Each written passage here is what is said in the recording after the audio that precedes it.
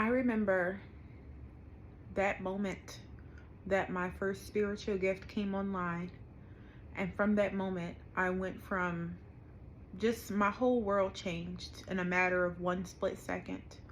The moment that I became a psychic empath, the moment that the first gift, which is called clairsentient, which all empaths are, came online. And I'm going to share that with y'all today. So let's get into this story time. Grab yourself some water and let's get into it. So, ooh, child, I was in my college, not dorm, I had an apartment in college my junior year, junior or senior year. I was 21. I was 21 years old. I think it was senior year. Anyway, yeah, so I was in my bedroom. I was in my bed, and I remember something higher than myself calling me to watch a few videos, and it was just a few minutes of each. And I just remember that it was Erykah Badu, it was Lauryn Hill, and it was Oprah. And I don't know, it just was something was pulling me to watch them. And then I stopped the video and paused for a moment. And mind you, it was like kind of dimly lit in my bedroom. And then I heard this sound, which was very loud. And it was like a computer powering on. It was like, wee. And then I was like, because I like felt this presence, and it was so big. It felt like something really big was in my room, like a person or a big person. And I didn't see anybody. And so then a couple seconds later, I realized that it was my own soul. And from that moment, not only did I feel my soul, but I also felt everyone else's. That was the beginning.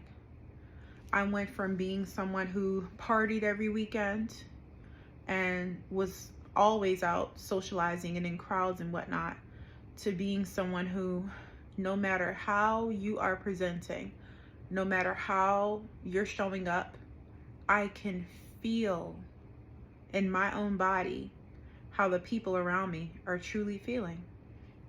So in the beginning, it was pretty rough because I didn't know what was going on. I didn't understand what was happening. And I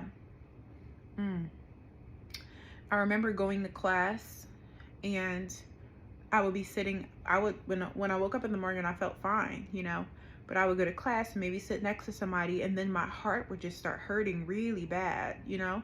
And then I'd be like, are you okay? To the person that I felt it coming from, and they would just start crying. And then they would just start telling me a whole bunch of stuff. And it just happened all the time. And it wasn't until the person like opened up or cried or something that I would feel that pressure leave my body. So that went on for a while. I graduated undergrad, and then the year after that, I did a gap year between undergrad and grad school, where I did a program called City Year, a AmeriCorps program, teaching kids math, reading, social, emotional learning, and African dance. And so I went, during that program, we got some free therapy. So I was like, okay, cool. Something else was happening. I was having dreams that would tell me, like, that would happen the next day or happen a couple days later, or, you know, the dreams would tell me how certain people are feeling, or if something was going on with somebody, and I would just, you know, be like, okay, what's happening here? So I remember going to therapy and talking to my therapist about life and the things that was happening, and she would just be staring at me like in fascination like this, and I'm just like, okay. And she just kept saying, Mia, I think you're psychic. If you don't get control over it, it's going to keep taking control over you. And I remember thinking to myself, what? Like, I don't know. I just was kind of ignoring it. And she literally said it 6 sessions in a row. And then by that 6th session, I was like, okay. She was like, I know someone who's an astrologer if you want me to connect you with them. And this was before I Before this, I, grew up going to church. I grew up going to the Kingdom Hall. I grew up going to the mosque. I've always collected rocks because I love rocks. So now it's crystals, but I also still collect rocks too. And I've always felt very connected to nature, right? But being psychic and all that, like, I never really thought about stuff like that. But I just kept having these experiences, and I went to therapy, and my therapist just kept saying it over and over again, because basically I was suffering because I was experiencing all this stuff and I didn't know what was going on. So it was like acceptance was that key right there. And so then I was like, okay, I remember my walk. I was going to therapy in Center City, Philadelphia. And I remember my walk down the street. It was like Fifth and Chestnut or something like that, like in Old City. And I remember seeing like sparkles on the ground. This was just the image that I remember. And I remember thinking to myself, maybe I am psychic. I don't know. So I just started doing research to type in my symptoms and what was happening. And the word empath came up. And when I saw and read what the word empath meant, I was like, wow. Like, it was like the first time I felt seen. Like, I've been going through all this. And mind you, there were so many incidents in between that first night that I told y'all about and then me going to therapy that I would feel other people's emotions, and it would be confusing. And then I would say something to them, and then they would just start crying, and then they would just start telling me all this stuff. And then it got to the point where it was like, when I would be in crowds, it would feel extremely overwhelming sometimes, because I kept feeling everybody's emotions all the time. It was to the point where when I was in crowds, I would want to kind of be on the outskirts. I wanted to be away from people more, smaller crowds got better, was better for me. It was just a lot of things. Like, when you're an empath and you don't really know how to shield your energy, it was like energetic overwhelm sometimes. And I wasn't like, having like, freak out attacks or anything like that. I just wasn't oh my gosh, y'all. The level of, before my gifts came online, I've always had like a lot of friends and associates and whatnot, but I started to really see people for who they were behind the facade. That's when I started to see like, this person just posted something on social media, but I'm next to them. Their vibration it's not that at all. Not in the judgmental way. I just started noticing that people, they are putting up a mask, and I can feel what's going on behind the scenes. And so that was the beginning of me becoming accepting that I was a clairsentient empath. And then after doing research to discover what an empath was, I realized that in order to help myself, I had to meditate. I had to use protection crystals. I had to learn how to do certain things to help myself. And so that's when I got into crystals. I started using crystals to help me with my energy. Meditation. When I first started meditating, I like astral travel right away. So most of the things that people have to learn how to do, I kind of just did it naturally. And becoming a psychic wasn't something I trained to do. It was something that just happened to me, and I had to learn how to understand it and learn how to work with it. And so over the years, mind you, this happened almost pretty much 10 years ago, that I had that realization and journey of psychic evolution. And so obviously I've been having to meditate. I've been meditating. I've done multiple past life regressions. I work with, now I'm at a very high level in this way, but over time, I've been able to astral travel to past lives. I've been able to connect with spirit guides and stuff like that, to understand that the gifts that I have now, my soul has had since the beginning of time.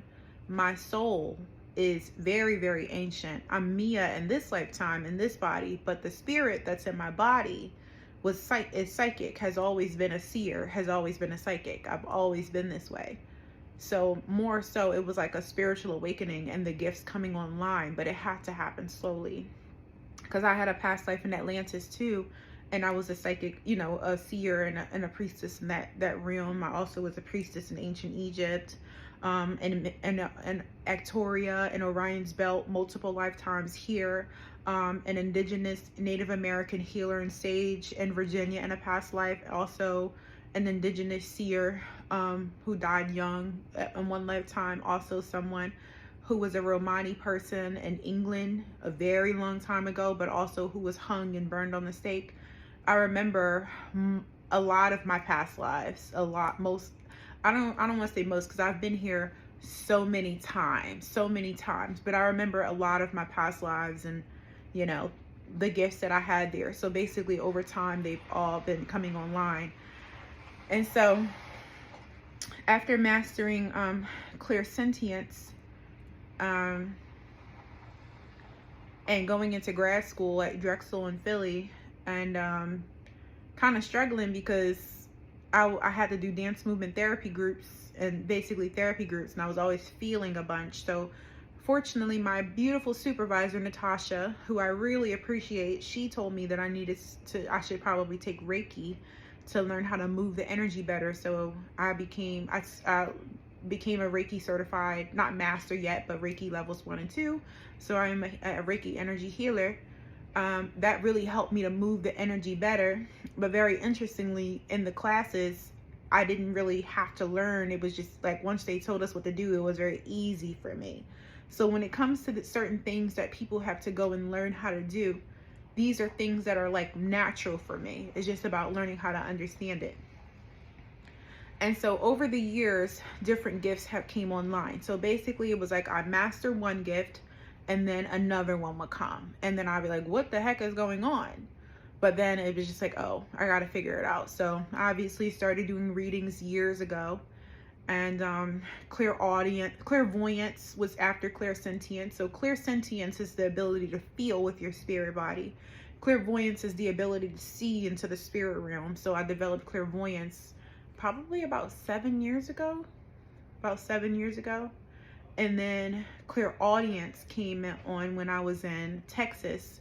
So not only was I able to see into the spirit realm, but also hear as well. And then there's other gifts too. But the last one that came online was, claircognizance. I do have claircognizance sometimes too, which is clear knowing. Also premonitions. I've had premonitions for a very long time. I've had dreams that predicted things that would happen, and then I had to call the person, tell them, alter their route, and then something bad would happen where they would have been. So my intuition has saved lives, my family, ex-partners, you know. I have dreams that tells me what's going on with the people around me if I need to see it. I have dreams where my ancestors will come and visit. I have different also visitations where people who've passed on, they come and visit if I'm sleeping, but in an alternate universe where I'm at the time. And now I'm a psychic medium too, and I've been a psychic medium for the past 2-3 years. And so now I have all of those gifts, and the last one, psychic mediumship. I think magnetism might be one that's coming on too, because I just attract very, very easily. And I'm learning that magnetism is a spiritual gift. So I think magnetism is a thing too, but that's a whole nother story. So psychic mediumship is my ability to be in 2 realms at the same time, but, you know, and communicate with entities. Like I had a Nectarian spirit guide come through today. So spirit guides, some of them come from other planets. Ancestors, my clients' ancestors. So I've been able to communicate with a lot of my clients' deceased ancestors.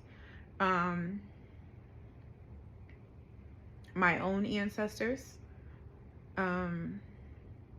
Angels. I've been able to see angels. I can see angels. Not all the time though, thank the Lord, honey. I set spiritual boundaries, so all this isn't always happening. If I didn't have boundaries with the spirit realm, it probably would. But fortunately, I do have boundaries. Lately, the divine has been making me channel. But that's a whole nother story. For anyone who's coming to Flames of Love Mystery School, if you're a medium, I know you understand what's going on, but I'll tell you, like, basically when it's like someone comes to you, someone, you're talking to someone, and then someone from their spirit team comes through, and like you have to tell them the message. You have to. I've been trying to fight it because I've been trying to relax, but I have to listen to the divine, because this is all spirit. Like, this is not like, I just want to say, like, our spiritual gifts, this is a gift by God, a gift from God, a gift from the goddess. You know what I'm saying? Like, I've been a priestess of Isis and Mami Wata for eons. Even in ancient, even in Atlantis, there was always Isis. There's always a divine mother. So, you know, I've definitely been shown by Mami Wata that I am a descendant of the Sibyls, one of the Sibyls as well. And so the psychic, being one of the chosen ones, my role is what you would call the oracle and the healer. And so, but also the teacher, right? Because I've accumulated all this growth and mastery in my gifts, to the point where, and then also being a clinical therapist as well, and having my own business, doing, like, you know, my inner work readings and like teaching my clients, because a lot of my clients who come to me are empaths too, so most of them have different spiritual gifts as well. I've also had so many clients, like I work in a psych hospital. I was able to see when there's a demon attached to them, I can see the demons attached to people and things and musics and frequencies. I see the entities that are attached to people. I also see angels. I know when someone has an angel around them. I also work with ancient gods and goddesses very closely, very, very, very closely. Very closely. My work is basically for them. I do the work of the gods, the work of the goddesses, right? And this is me coming to you. If this sounds like bragging to you, then I'm not going to sit here and explain myself. That's really on you. But I'm coming to you to share something with you so that you can understand the solidarity of the energy I'm exuding, and then also learn something from it. And then also reflect a little bit on your own path. What is your own spiritual path? Your own path of being an empath? What gifts do you have? Do you have a very strong intuition, right? Because just because I have a heightened psychic abilities, that doesn't mean that I'm just so, I am very special, and I am very different, and so are you, right? And so we all are spirits, you know, those of us who have souls, we all are spirits living a human experience. So the spiritual gifts are the senses of the spirit body, right? Our physical body has these senses, our spiritual bodies has senses too. So when you're more in tune with your spirit, and when you're more in tune with your soul, you're more in tune with your spiritual senses, which is your clairsentience, clear feeling. How I can feel with my physical heart, clairsentience is feeling with my spiritual self, my spiritual emotional body. Claircognizance, knowing something. I feel like that's very multidimensional. Clairvoyance, I can see y'all looking at me, y'all can see my face. With clairvoyance, if you close your eyes and you imagine, you can still see. Right? When you dream, you can still see. Every single person here who dreams, you utilize your spiritual gifts every night. Listen, my great grandma, she's 97 years old. She's blind now. She's been blind for the last 2-3 years. She still dreams. She still sees. She sees people who passed on loved ones. She can see when she's sleeping, right? Our spiritual bodies have senses, and so psychics, we're in tune with our spiritual senses, and because of that, we're in tune with your soul. I can see your soul. I can see your soul as a psychic. I see your soul.